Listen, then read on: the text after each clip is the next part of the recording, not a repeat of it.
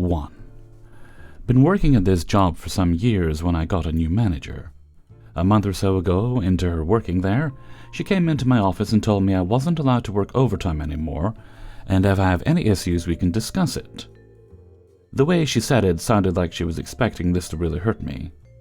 I sent an email to confirm the conversation we had, and her response basically said, "Correct, no more time theft." I didn't really like that accusation. I usually stayed a little late, by 30 minutes at most, to finish up projects. A lot of projects come in last minute, and other managers were thankful for my help. So I quit staying to finish projects and wouldn't start a new one if there wasn't enough time. No real issues, but some projects started falling through the cracks. I let other managers know, my manager told me no more overtime, and I'm just following orders. Fast forward barely a month later, as I'm leaving for the day, she rushes to me asking if I can work on, you guessed it, a last-minute project. It's potentially worth millions. I explained how I've got plans, and I'm not about to be a thief. Next day was too quiet. In the afternoon, I gave a request to have a meeting with my manager and HR. Usually you get a written complaint beforehand, so I'm still a little off guard. I could at least be a little prepared. At the meeting, my manager reads off grievances like it's an intervention. She frames it like I have antisocial behavioral issues, insubordinate, and I don't go the extra mile. If you let her keep going, I wouldn't be surprised if I was somehow to blame for the company not reaching its goals. When she finally finished, she had to have started writing that the night before and into the next day, I asked if it's okay if I had my say. I pointed out a lot was just her opinion, and I'm overall well-liked. I always do exactly what she says. However, my manager likes to constantly move projects around while I'm working on them, and I'm not allowed overtime. She denies ever saying this, so I forward the email to HR. My manager starts backtracking, saying she didn't mean it permanently. She takes me off the call a bit. When they come back, it's just HR, and I start by saying I'm not signing anything. They tell me let's agree to disagree. This has been one big miscommunication, and they appreciate all the work I do. I asked to confirm if this was going to be held against me in any way, and they said no. They went on to say if I can stay late sometimes, great. But it's okay that I leave after my 8 hours. My manager later quit in less than a year. 2. When I started dating my wife, we had been married 24 years. I had been living in the USA, on an H-1B visa for a few years. It was truly love at first sight. We knew from day one we were perfect for each other. She was a Southern Baptist from the deep South, me tall, blonde, all-American look, but not American, her beautiful Southern blonde. After dating a few months, she had decided that the time was right to introduce me to her parents. She tried warning me about safe topics to discuss. Golf, college football, etc., and some topics to avoid, religion, sex, politics, you know, the big ones. I was nervous, as you might expect. Well, her parents kept the wheels on pretty well, our first meeting. But as we were watching a college football game, her father let slip a "look at that N-bomb run." I was floored. I had never heard that language out of my wife, and I went from excited about our future to what the hell have I gotten into? Because of the large amount of alcohol involved with that event, I waited until the next morning to bring it up with my wife. She was mortified and said that yes, her father was very racist. She took great pains assuring me that she was not, and thus we were able to stay together, but I had to endure her parents for holidays and events. I finally get the courage to ask her to marry me, and if you are Southern, you know that you have to ask the father for permission before you can ask the daughter. Well, I call to schedule the time to talk to him, but he is very cagey and seems to know what's going on. "I'm busy, I can't meet." He comes up with every reason in the world to not meet with me. Finally, I just blurt out, "Listen, I'm trying to do the right thing and ask for your daughter's hand in marriage because this is important to her. However, if you keep making this difficult, I'll just skip you and ask her directly." Well, that just set the old man off. "She won't say yes, you aren't American. I bet you're just marrying her to get a green card. Isn't that how you foreigners do this?" I let my inner smartass out after this one, and let him know that there are far easier ways to get green cards than marrying into his family. He responded, "Fine, ask her, but she isn't marrying a foreigner." Spoiler, she did, we are. Many instances of issues over the last 20-some years with her family and my foreignness. About 4 years ago, I decided I wanted to get our DNA tested. I have always been curious, and we all have our family stories about where we came from. So I pulled the trigger for my wife and I, and both kids, as well as my parents. You needed a different email for each submission back then, so I had my wife's info sent directly to her. I used my alt emails for both kids and my main for me. The results came back and I immediately got to mine. Scandinavian, English, Irish, Scottish. I am literally glow-in-the-dark white. One of my children, the oldest, matches my heritage pretty closely.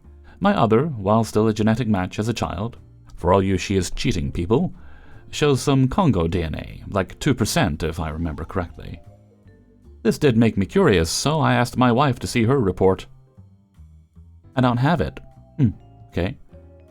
Let's give it a few days. Maybe yours is last. 3 weeks later, she was too busy to check, but didn't think she had it. My parents had theirs, my kids and I had ours, so I sat her down and said, I know you have the results, and I'm curious if you have Congo DNA like my youngest. Her shoulders slumped.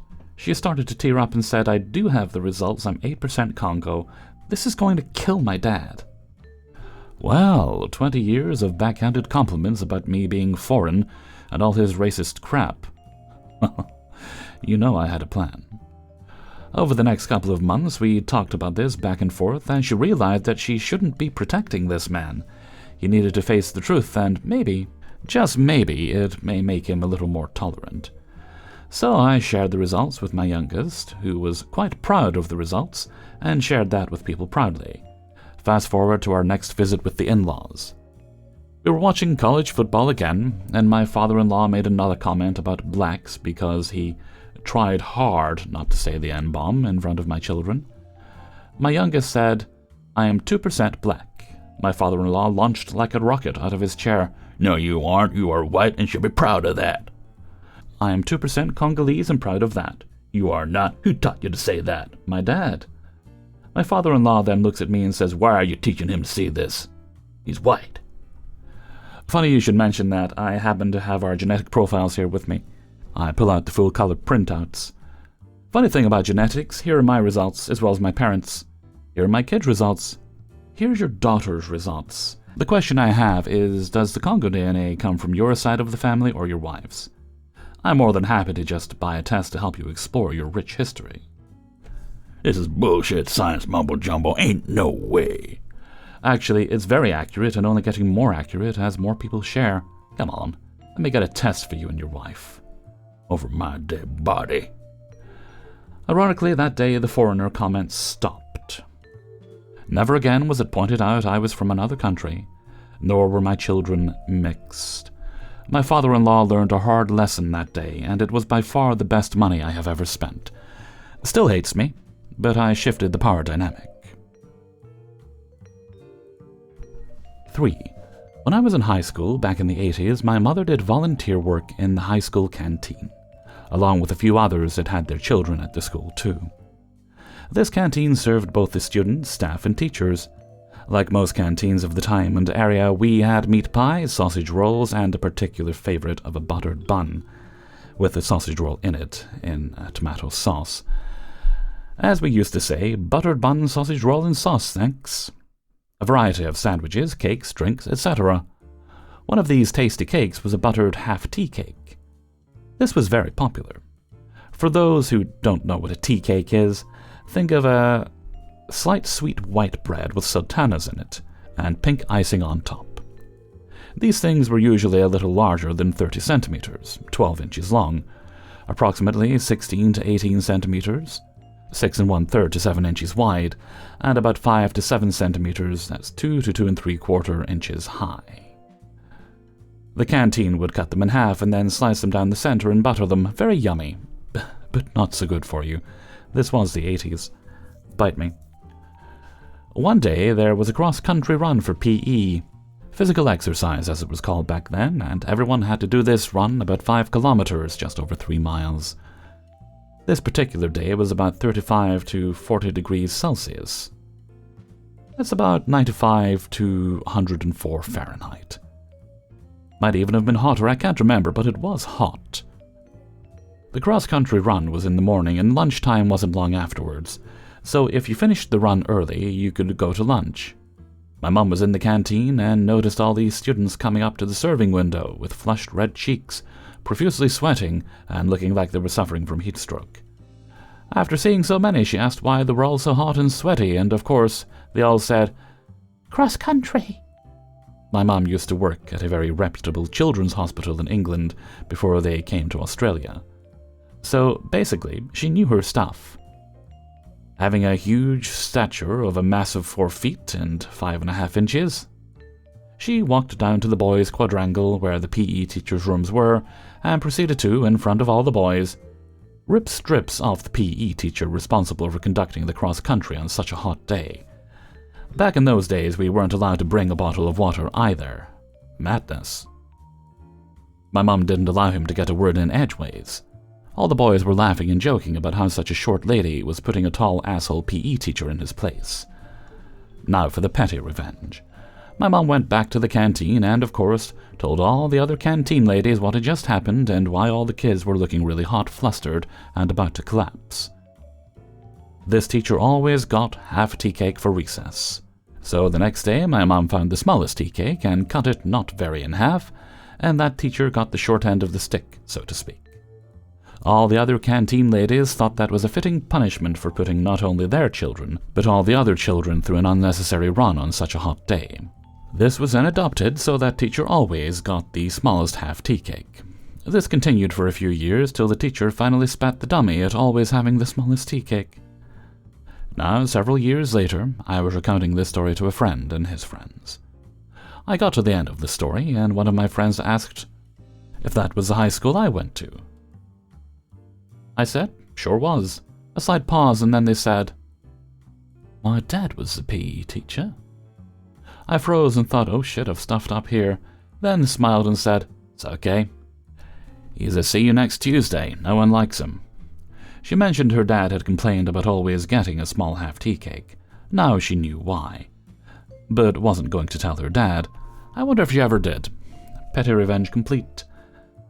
Unfortunately, my mum passed away quite a few years ago, and won't ever know that her petty revenge has been spread to the world for others to enjoy. Thanks, Mum, for the greatest of times. 4. Some of you might recall that financial crisis that happened a bit back, circa 2008-ish. At the time, I was working in a call center for retirement accounts, such as 401ks and 403bs. For any non-Americans, these are plans from your employer where you can contribute a portion of your salary, and usually they will also contribute something as well to save for retirement. This is probably the biggest way that Americans save for the end. As the account holder, you have control over how the money is invested, usually from a small selection of different mutual funds. Also, about the call center, I had some experience. I knew what I was talking about and was able to speak with confidence in my voice. Therefore, I was on the escalated line. This is reserved for the people who want to talk to a manager. I was not a manager, but I and others like me got these calls. In some rare cases, we actually fixed a problem, but more often than not just told the customer the same thing they had just heard from the first rep, only with that level of confidence. Then they hung up as a happy customer. We also had the ability to review previous calls to the center. So one day, April of 2009, an irate client was transferred to me. He had just gotten his quarterly financial statement, showing that he was invested in several different funds that were affected by the stock market. His complaint was that he had called a month earlier to request that his stock market-based investments be moved to something more stable and less risky. At that time, the news was all doom and gloom, leading people to make majorly ill-informed financial decisions. This didn't happen. As I reviewed the transaction history on his account, I confirmed that whoever he had spoken to previously had only redirected new contributions into stable accounts, but had made no change to any existing balance. I told the gentleman that I could review the call and, if our rep had made a mistake, adhere to his wishes. I then tried to say something else, but was quickly cut off. "Yes, review that call. I want my money out of the market." I tried to say something like, "Okay, but sir," only to be cut off again. This was not a man with a small account balance. At the time, it was 500k plus, meaning that at the beginning of the crisis, he probably had around 1 million in his account. I reviewed the call, and yes, our rep had made a mistake. I went through the process to retroactively conduct his requested transactions. The rep got a negative mark on his record for making a mistake, but the customer really got the short end. For those that don't know, the low point in the market was in early March of that year. Many stocks and markets rebounded enormously and very quickly. What I wanted to tell the guy was something like Fund A is up 28% since the day you made the call, Fund B is up 32%, and so on. But as he didn't give me the chance to tell him to think about his request, well, that is why I'm sharing here. As my company had to backdate his transactions, he instantly lost about 150,000 in his account and missed out on the boom. Of course, he called later to complain, but even after our mistake, we had done exactly as he had asked. I hope he is enjoying his retirement. Edit for any haters, let me simplify the situation a bit. In March, dude sees that his balance is around 350k, a big paper loss from a high 900,000 or more, exactly 18 months earlier, wants to panic sell, calls and instructs a rep to transfer to a stable fund, 1 day removed from the market low. Rep mishandles transaction. A month later, his account is up to 500,000. Tells me to review his original request and make sure bad things happen to that rep. Doesn't allow me to explain why this may not be a good idea, and ask him to reconsider. His original request granted, and the account balance is now back to 350,000. 5. A few years back, I was the IT contracts and supplier manager at a large company. Been here 25 plus years and had a lot of corporate knowledge, having worked in multiple roles over that time. Also was very well paid due to the length of tenure and experience at the company. A new a-hole boss gets hired and proceeds to get rid of people he doesn't like, and hires his buddies into various roles. The workplace culture took a nosedive pretty quickly. I knew my time was limited as I wasn't in his inner circle. Seeing the writing on the wall, I started looking for and applying for other roles. The a-hole boss gets me in their sights and decides to get rid of me, looking to move one of his recently hired buddies to my specialized role. He doesn't even understand what I do, needing a lot of technical knowledge combined with contract and legal. He tells me he wants me to move on to an upcoming project and to finish off what I'm currently working on and not take on any new work. Through all my contacts across the company, I knew there was no new project or even significant budget for one, but I'll do what I'm told. I wrap up my work and tell him I'm ready for the project. He says sit tight, it's not far away, and don't start anything else. So I sit at my desk, applying for other jobs and waiting. One of the jobs I applied for comes through and get an offer on a Friday morning. That same afternoon, the a-hole boss comes around and says, "The project isn't happening, and as you've nothing else on your plate, we will have to let you go." Yahtzee. I know there are heaps of work backed up, and the shit is going to hit the fan soon when contracts aren't renewed, services cancelled, etc. I also know my employment contract, and they will have to pay a generous redundancy, because the boss told HR my role isn't required anymore. I say, okay, I guess you'll have to pay me redundancy too. Sure, he says, not knowing what he has agreed to. So I go through the redundancy process and at the same time accept the offer of the new job. On my last day, I happily accepted the $200,000 payout. His face goes pale when he hears of the amount, because it comes out of the team's budget. Walk out the door and into the new job the day after. Love my new job, less stress, great culture, a great team. Wish I'd left earlier, but I wouldn't have got the payout if I resigned.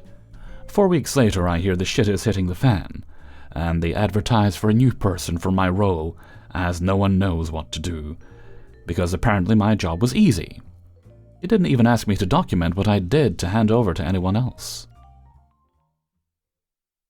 Hey everybody, Hellfreezer here, and thank you very much for listening to Revenge is Ice Cream, episode 345.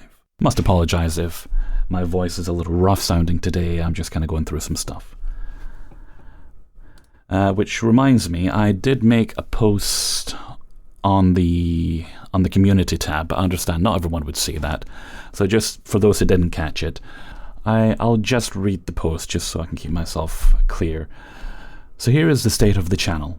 I am not making enough money to pay my bills. Usually when this happens, I would have my savings to get me through the rough times, so I can try to right the ship. But my sister has borrowed so much money from me over the years that I am now broke because of her, and perhaps my stupidity in supporting her.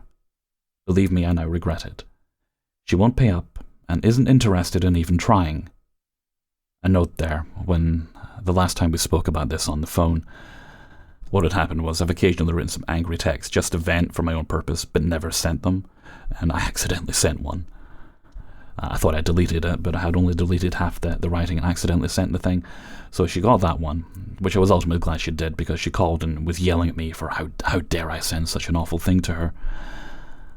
But the awful thing was just telling her to stop fucking around and pay me. She kept trying to guilt me by saying, how dare you send that to your sister, it's an awful thing, and what are you going to do if I don't pay it? She kept taunting me for family. But anyway, note. And then go on to say, so I am now looking for work, and I'm trying to find a work from home job, because as you guys know, I have some health problems. Work from home is essentially what I need to do. Thankfully there's more of them around, so fingers crossed I'll be able to get something. Depending on what kind of job I get, it will mean changes to the channel. I'll do my best to keep things going, but it's going to depend on my schedule in the coming months. I then finished that by saying I'm so sorry to all those who depend on my daily videos, and I really am. I know there's a lot of you out there who have come to value the videos each day. I wish I had done better. Many lovely comments telling me I didn't have to apologize. And I'm not going to keep banging on about it, but I just wanted to let you guys know, for those of you who may not have seen the community post, what was happening and where we were. That's all for today. As usual, there's links to the various Health Freezer things, Patreon if you want to get the videos early.